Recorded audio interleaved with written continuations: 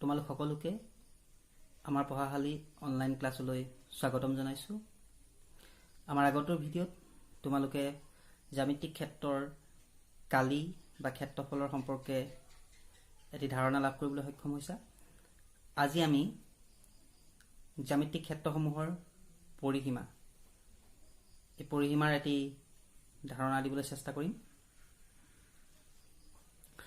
আমি পৰিসীমা বুলি ক'লে কি বুজি পাওঁ তাক ক'বলৈ যোৱাৰ আগতে তোমালোকক এটি সৰু উদাহৰণ দিছোঁ, তোমালোকে অলপ ধৰিব পাৰিবা। তেতিয়া তোমালোকৰ প্ৰত্যেকৰে ঘৰৰ চাৰিওফালে নিশ্চয় কিবা এটি বেৰা দিয়া থাকে, নহয় জানো? পকী বেৰাও হ'ব পাৰে বা বাঁহৰেও বেৰা দিয়া হ'ব পাৰে। ঘৰৰ চাৰিওফালে কি দিয়া থাকে? বেৰা দিয়া থাকে। এই যে ঘৰৰ চাৰিওফালে যে চাৰিসীমাত বেৰা দিয়া আছে, এই বেৰাটোকে আমি কি বুলি ক'ব পাৰোঁ? আমাৰ ঘৰৰ পৰিসীমা বুলি ক'ব পাৰোঁ, হয়নে? তোমালোকক এটা জ্যামিতিক ক্ষেত্ৰৰ সহায়ত যদি মই দেখুৱাওঁ তেতিয়া তোমালোকে ভাল ধৰণে বুজি পাবা। মই এটা জ্যামিতিক ক্ষেত্ৰৰ আকৃতি লৈছোঁ, তোমালোকে দেখিলেই গম পাবা।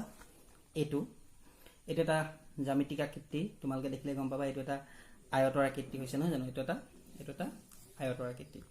আমি এই আয়তৰ আকৃতিটোৰ পৰিসীমানো কাক কয় আমি তাক জানিবলৈ কি কৰিম?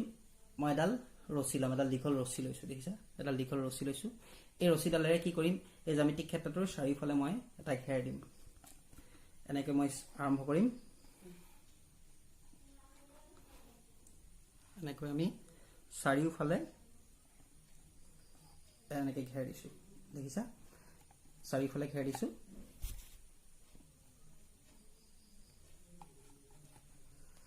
চাৰিওফালে যেতিয়া আমি ঘেৰ দিছোঁ, কি হৈছে? এই ৰছীডালেৰে সম্পূৰ্ণৰূপে এই ক্ষেত্ৰটো ঘেৰ খাই গৈছে। তোমালোকে দেখিছা ধুনীয়াকৈ এই ক্ষেত্ৰটো কি হৈছে? সুন্দৰকৈ ঘেৰ খাই গৈছে।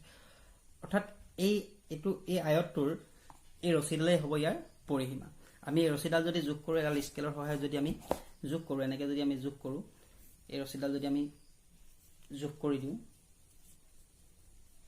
এনেকৈ যদি আমি যোগ কৰি দিওঁ, 30,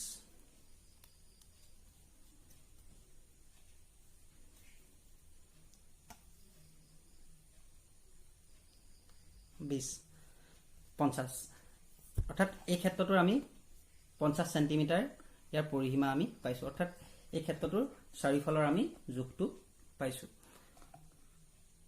তোমালোকে অলপ হ'লেও বুজি পাইছা নিশ্চয়। মই আৰু এটা উদাহৰণ দেখুৱালে তোমালোকে অলপ ভাল ধৰণে বুজি পাবা। এডাল তাঁৰ দি মই এটা জ্যামিতিক ক্ষেত্ৰ তৈয়াৰ কৰিছোঁ। এডাল তাঁৰৰ সহায়ত এটা জ্যামিতিক ক্ষেত্ৰ তৈয়াৰ কৰিছোঁ। এইটো হৈছে এটা আয়তৰ আকৃতিয়ে দিছোঁ, আয়তৰ আকৃতি দিছোঁ, এডাল তাঁৰৰ সহায়ত বনাইছোঁ।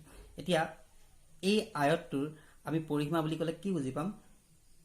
এই তাঁৰডালৰ চাৰিওফালৰ জোখটো। এই তাঁৰডাল যদি আমি খুলি পেলাই জোখোঁ, তেতিয়াহ'লে যিমানটো জোখ পাম সেই জোখটোৱে হ'ব এই আয়তটোৰ পৰিসীমা। বুজি পাইছা? অৰ্থাৎ আমি পৰিসীমা বুলি ক'লে কি বুজি পাম? যিকোনো এটা জ্যামিতিক ক্ষেত্ৰৰ চাৰিওফালৰ যিটো সীমা তাকে আমি কি বুলি বুজি পাম? পৰিসীমা বুলি বুজি পাম। আমি আমাৰ আগৰটো ভিডিঅ'ত তোমালোকক যেতিয়া কালি বা ক্ষেত্ৰফলৰ বিষয়ে বুজাবলৈ গৈছিলোঁ, তেতিয়া কি বুজাইছিলোঁ? যে এই ভিতৰৰ যিখিনি ঠাই আছে, সেই ঠাইখিনি হৈছে কি? ইয়াৰ কালি বা ক্ষেত্ৰফল। আৰু পৰিসীমা বুলি ক'লে আমি বাহিৰৰ ঠাইডোখৰক এনেকৈ চাৰিওফালে যিটো এনেকৈ ঘেৰ খাই আছে সেইটোক আমি বুজি পাম। মই বেলেগ এটা ক্ষেত্ৰত দেখালে আৰু ভালকৈ বুজি পাবা। এইটো আয়ত ক্ষেত্ৰৰ যদি আমি কালি বুলি কওঁ, আমি কি বুজি পাম? এই ভিতৰৰ ঠাইখিনিক আমি কালি বুলি বুজি পাম। আৰু ইয়াৰ পৰিসীমা বুলি ক'লে ইয়াৰ চাৰিওফালৰ জোখটো, এই চাৰিওফালৰ জোখটোক আমি কি বুলি বুজি পাম? পৰিসীমা বুলি বুজি পাম। বুজি পাইছা নিশ্চয়? তাৰপিছত আমি পৰিসীমা এতিয়া মই যেনেকৈ ৰছীডাল যোগ কৰি পেলাই উলিয়াই দেখুৱাইছোঁ, ঠিক তেনেধৰণে পৰিসীমা উলিওৱা নাযাব। আমি সহজ ধৰণে পৰিসীমা উলিয়াব লাগিব। জ্যামিতিক ক্ষেত্ৰৰ হওক, বৰ্গক্ষেত্ৰৰ হওক বা ত্ৰিভুজৰ হওক, আমি সহজ ধৰণে ইয়াৰ পৰিসীমা উলিয়াব লাগিব। আমি আয়ত ক্ষেত্ৰৰ পৰিসীমা উলিয়াবলৈ যাওঁতে কি পাব লাগিব? আমি আয়ত ক্ষেত্ৰ নিশ্চয় জানো। এইটো হৈছে ইয়াৰ দিশ আৰু এইটো হৈছে ইয়াৰ প্ৰস্থ। এই দিশ আৰু প্ৰস্থৰ সহায়তে আমি কি কৰিব পাৰিম? ইয়াৰ পৰিসীমা উলিয়াব পাৰিম। আমি কি ধৰণে আয়ত, ত্ৰিভুজ আদি জ্যামিতিক ক্ষেত্ৰসমূহৰ পৰিসীমা উলিয়াব পাৰি, ইয়াৰ কিছুমান সূত্ৰ আছে। এই সূত্ৰসমূহ আমি তোমালোকৰ লগত ইয়াৰ পৰৱৰ্তী অংশত আমি আলোচনা কৰিম। ধন্যবাদ।